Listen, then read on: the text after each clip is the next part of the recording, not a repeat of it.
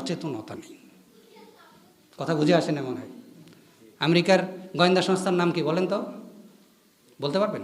FBI বাংলাদেশে আসছে, জানেন আপনারা? খবর নেই। কেন আসছে? বাংলাদেশের গোয়েন্দা সংস্থাদের ভিতরে যে সেলগুলো ছিল এবং জঙ্গি নাটকের যে কারবারগুলো ছিল সেগুলো চলমান করার জন্য আসছে, আর জনগণকে ধোঁকা দেওয়ার জন্য আসছে, যে তাদের পাশে দাঁড়ানোর জন্য আসছে। নাউজুবিল্লাহ বলবেন না? ওই হুজুর ভিতরের খবরও বলে দিলেন, আর যদি আয়নাঘর থাকতো আপনারা ঠিকসে সাইজ করত। ভাই আপনারা আমাকে আগের থেকেই চিনেন, আপনারা আমাকে আগের থেকেই চিনেন। ফাঁসি, জেল, জরিমানা, টুকরা টুকরা, এমনি তো গায়ের কিছু নাই, শরীরের কিছু আছে, দেখেন তো কিছু আছে আমার, এক ধাক্কা দিলে আমি শেষ। কিন্তু না, এখানে যে কলিজাটা আছে না, এইটা আসমান আর জমিনের ফাঁকা জায়গার সমান। কথা বুঝে আসছে? বলেন, রাজি আছেন ইনশাআল্লাহ? এটা না অনেক বড়, অনেক বড়। এখানে ভয় দেখানো আমেরিকা পারবে না। এটা একমাত্র কার ভয়? আমরা কাকে ভয় করি? এখানে যাকে বসাইছি তার ভয় করি। সুবহানাল্লাহ কোন? যিনি তার বান্দাকে মসজিদে আকসা থেকে, মসজিদে হারাম থেকে মসজিদে আকসা পর্যন্ত কি করছিলেন? ভ্রমণ করাইছিলেন। তাকে বসাইছি তো অনেক বড় কলিজা, অনেক বড় কি কলিজা। ও ডক্টর ইউনূস।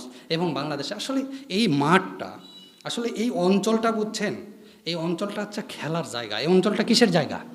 ইহুদি খ্রিস্টানদের একটা খেলা, ফুটবল খেলা, জানেন না? ফুটবল চিনেন? ফুটবল একজনের পা থেকে আরেকজনের পায়ে যায়, আরেকজনের পা থেকে আরেকজনের পায়ে যায়, আরেকজনের পা থেকে আরেকজনের পায়ে যায়, মানে এরপরে গোল, এরপরে কি গোল। সুন্দর একটা খেলার জায়গা বুঝছেন। কখনো ইন্ডিয়া খেলবে, ইন্ডিয়াকে দ্বারা ভারতের দ্বারা খেলাবে এখানে, আবার কখনো কখনো পাকিস্তানের NSI, পাকিস্তানের NSI দিয়ে FBI খেলবে। এই তো সব বিষয়।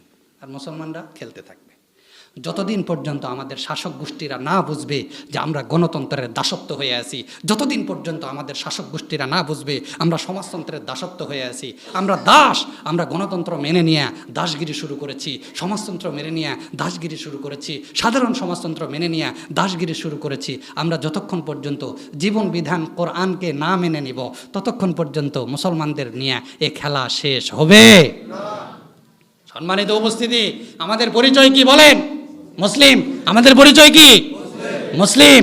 আমাদের মাযহাব আর দল হচ্ছে ইসলাম। মাযহাব আর দল কি? ইসলাম। আমাদের শাসন ব্যবস্থা হবে খেলাফত। শাসন ব্যবস্থা কি? খেলাফত। সুন্দর একটি পরিচয় করে দেই বগুড়াবাসী। আমাদের পরিচয় কি? আমাদের পরিচয় কি? আরো আসতে বলেন কি? মাযহাব আর দল কি? ইসলাম। মাযহাব আর দল কি? আদর্শ হচ্ছে ইসলাম, মাযহাব হচ্ছে ইসলাম, দল হচ্ছে ইসলাম। আর আমাদের রাষ্ট্র পরিচালনা হবে খেলাফত ব্যবস্থা। রাষ্ট্র পরিচালনা কিভাবে হবে? খেলাফত ব্যবস্থা। এবং আমাদের সংবিধান হবে কোরআন। সুবহানাল্লাহ বলেন। আমাদের সংবিধান কি? কোরআন। আর আমাদের পতাকা হবে কালেমার পতাকা। পতাকা কিসের পতাকা? কালেমার পতাকা। একটু বেশি বললাম। যতক্ষণ পর্যন্ত এই জাতীয়তাবাদ থাকবে, যতক্ষণ পর্যন্ত জাতীয়তাবাদ থাকবে, যতক্ষণ পর্যন্ত জাতীয়তাবাদের পতাকা থাকবে, যতক্ষণ পর্যন্ত আমরা গণতন্ত্র মেনে নিয়ে থাকব, সমাজতন্ত্র মেনে নিয়ে থাকব, সাধারণ সমাজতন্ত্র মেনে নিয়ে থাকব, যতদিন পর্যন্ত এগুলো থাকবে, যতই আমরা ঐক্যবদ্ধ হই না কেন, যতই আমরা ঐক্যবদ্ধ হয়ে সামনের দিকে অগ্রসর হই না কেন, কোনো লাভ হবে না। সরকার পরিবর্তন হয়েছে, রীতিনীতি পরিবর্তন হয়েছে? বলেন, পরিবর্তন হয়েছে? না। শেখ হাসিনা আফা গেছে, ইউনূস ভাই আসছে, ইউনূস ভাই যাবে, তারেক চাচা আসবে, তারেক চাচা যাবে, ডক্টর শফিকুর রহমান ভাই আসবে। সে কথার কথা বলছি, কিন্তু রীতিনীতি কি? পরিবর্তন নাই। হাজার হাজার সংস্কার করবেন, সংস্কার আমরা চাই না। এবার আমরা সংবিধান চাই, ঠিক কিনা বলেন? আমরা এই সংবিধানের সংস্কার চাই না। কেন চাই না?